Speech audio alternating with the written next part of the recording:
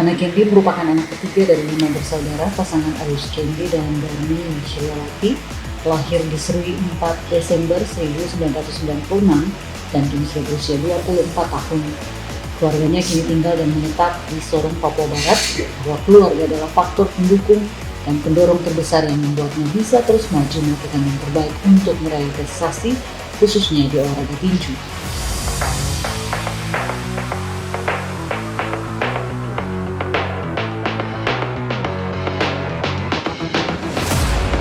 Meski tinju identik dengan olahraga untuk pria, namun ia sudah terlanjur jatuh cinta dengan olahraga keras ini. Jadi pada tahun 2014, Hana mulai berlatih dan di tahun yang sama langsung mengecap kejuaraan pertamanya, yaitu Bupati Cup Kabupaten Jayapura pada tahun 2014, di mana ia mendapatkan medali perak. Setelah itu, berbagai kejuaraan pun dijajal Hana. Di antaranya adalah Prapon tahun 2015 di Ambon, Seleksi PON tahun 2018 di Timika, di mana ia mendapat medali perak, SEA Games Filipina tahun 2019, kemudian puncaknya adalah PON 20 tahun 2021 di tanah asalnya Papua, mendapatkan medali perunggu. Meski semua atlet ingin mendapatkan medali emas, namun Hana mengaku sudah melakukan upaya maksimal dan menerima hasilnya. Ia berharap akan ada anak-anak Papua yang melanjutkan perjuangannya menjadi atlet tinju berprestasi, karena Papua adalah salah satu daerah di Indonesia yang memiliki potensi besar untuk olahraga tinju.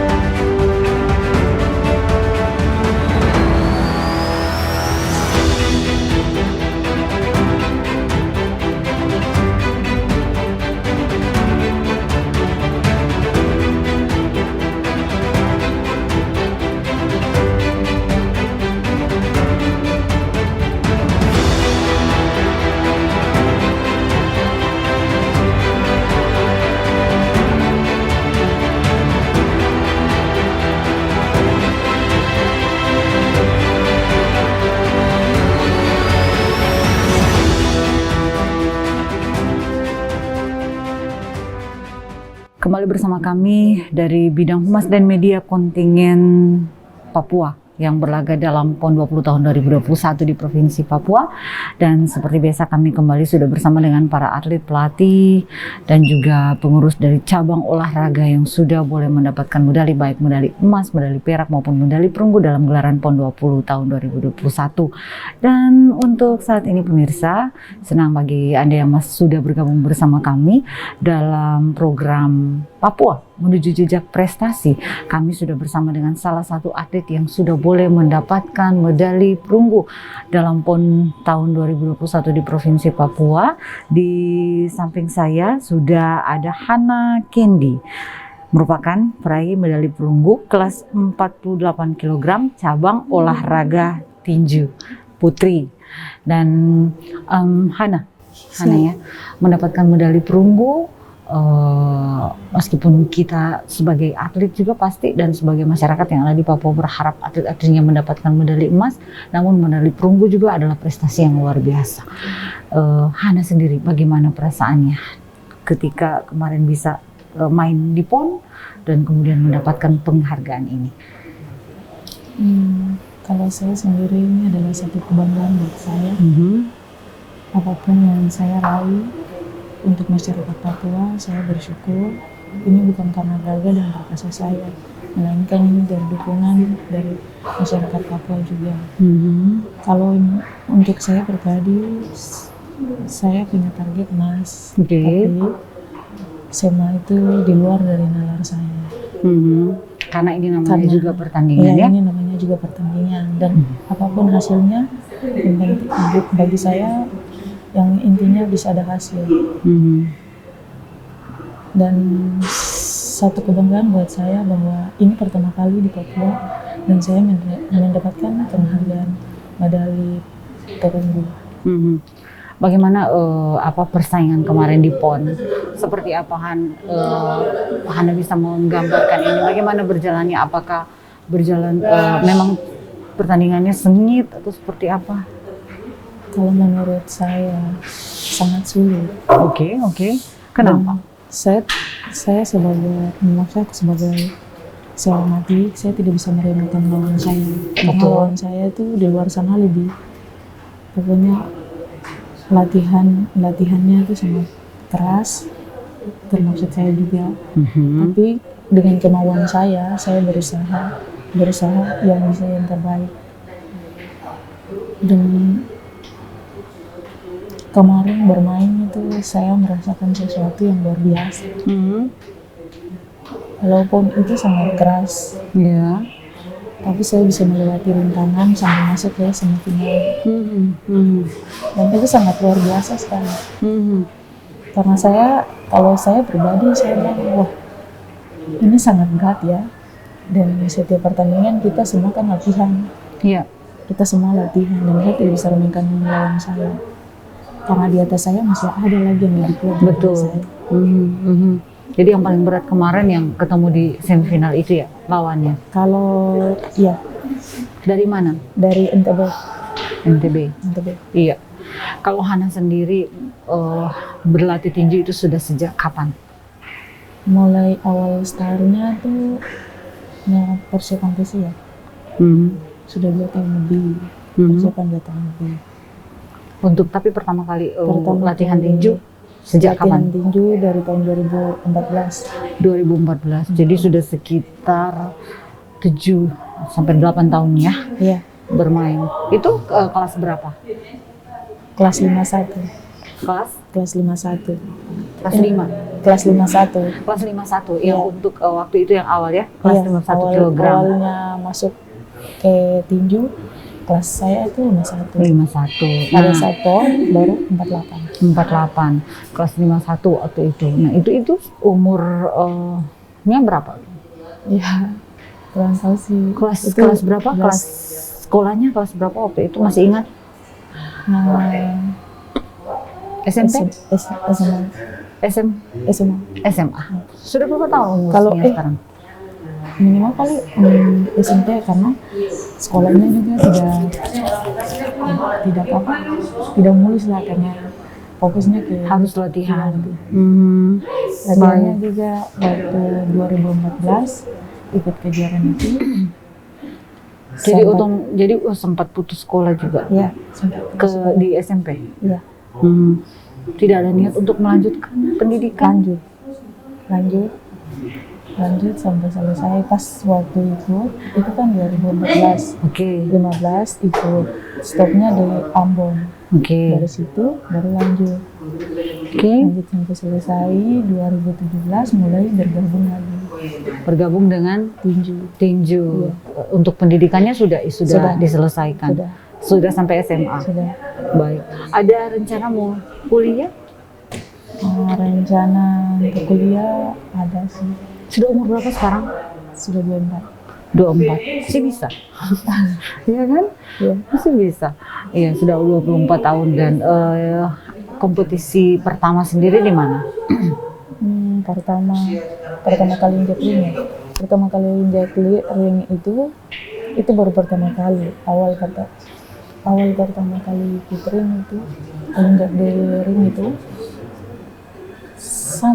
mulai rasa terharu karena tidak pernah ikut bertanding, cuma lihat lewat televisi. Dan kemauan saya mulai timbul dari situ. Awal saya diambil juga ada pelatih saya, sudah almarhum. Di situ saya mulai bertanya-tanya tentang seperti apa sih tinju.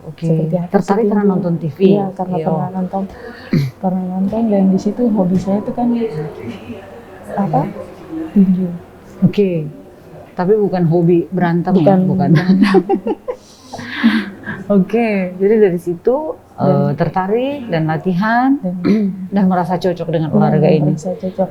Pertama awal jadi atlet itu kan seleksi lari. Iya, cuma orang tua tidak setuju. Kan anak perempuan.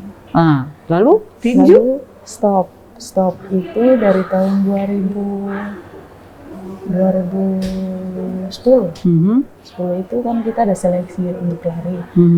Pas dapat nama, mau seleksi keluar, tapi tidak jadi. Orang tua sudah larang, sudah. Jadi timbul kekesalan dalam hati, istirahat sampai pas merantau. Tiba-tiba terbesit keinginan tinju saja Tinju sudah. saja. Pas pada saat nonton TV, terus ada kejuaraan waktu di Sentani 2014. Terus di situ ada yang ngajak, kakak saya yang ngajak, nah mau ikut tinju atau tidak? Gimana? Ini ada pelatih yang cari atlet. Sudah dari situ saya bilang, oke, kalau bisa saya ikut saja, ikut cari-cari pengalaman daripada tinggal-tinggal. Kan sayang juga. Dari awal kan sudah ingin jadi atletik, tapi tidak jadi, dibatasi oleh orang tua. Pada saat pertama kali ikut tinju, di situ saya mulai rasa bahwa wah, ini saya pasti bisa nih. Kenapa teman-teman yang lain bisa? Terus di situ kan perempuan. Lawan saya kalau laki-laki ya, otomatis saya pikir 2 kali karena saya sebagai perempuan, saya posisi tidak sama dengan laki-laki. Tapi pada saat itu hati saya mulai bergerak ikut tinju. Mulai ikut, saya gagal ikut sampai Prapon 2015 di Ambon, saya gagal masuk 4 besar. Di situ saya mulai gagal, pulang sampai di Sorong, ada seleksi lagi. Ikut lagi? Tidak, saya pulang dari sini, dari Jayapura ke Sorong, itu seleksi Papua Barat. Seleksi Papua Barat untuk Prapon 2015. Di situ saya seleksi, saya dapat nama juga. Seleksi di Sorong, saya dapat nama Putri Harapan. Juara 1 Putri Harapan. Setelah dari situ, saya bergabung dengan Papua Barat. Bergabung di situ, saya mulai rasa bahwa ini paling saya cocok. Dan saya di situ bertahan sampai tahun 2015, saya gagal. Sempat menangis juga sih, karena keinginan tidak tercapai. Tapi saya tidak putus di situ. Dan setiap saya gagal dari situ, saya pulang dan saya berusaha untuk bisa cari tempat yang saya bisa masuk untuk bergabung lagi. Pada saat di situ saya mulai stop dan saya lanjut untuk mau kuliah. Tahun 2017 kemarin. Pas mau masuk kuliah itu ada kompetisi lagi? Iya, ada di situ mau masuk kuliah tapi uang kuliahnya kan kurang. Di situ saya mulai sabar bantu orang tua. Aktivitas saya di rumah itu ikut orang tua. Dari mana? Itu masih di Sorong. Di Sorong, Orang tua saya kan petani dengan lain-lain. Ya aktivitas saya sehari-hari pasti berkebun. Dari situ saya mulai stop tahun 2018. Saya mulai mau masuk mendaftar. Saya dipanggil karena sudah seleksi di Timika kan. Saya masuk mendaftar, saya dipanggil dengan Pak Deni. Nah, besok berangkat di Jayapura karena besok itu mau tes. Sudah dari situ saya mulai mau kuliah atau ikut PON. Di situ saya mulai bertanya-tanya. Iya, saya mulai bertanya-tanya. Dan orang tua saya kan sudah begitu, cuma sehari-harian kan cuma petani dan lain-lain. Saya berpikir juga 2 kali kalau kuliah uang keluar juga.